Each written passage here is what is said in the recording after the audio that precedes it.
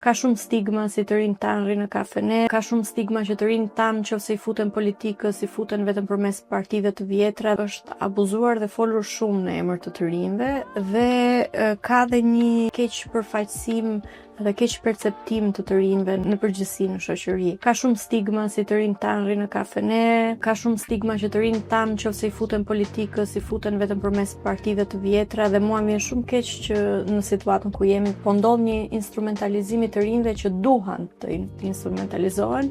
dhe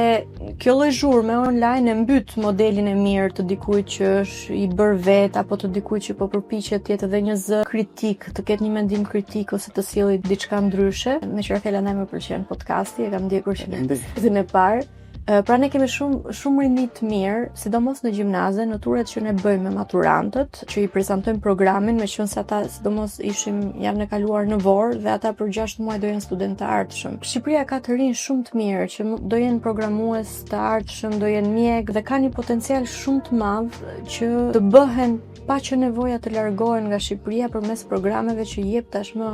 BE-ja, duke qenë dhe procesi politik i tillë, ose që nëse ikin të kenë mundësi të rikthehen, apo nëse ikin të ikin në mënyrë të informuar, jo thjesht sepse ne kemi dëgjuar që jeta jashtë është më mirë dhe kaq.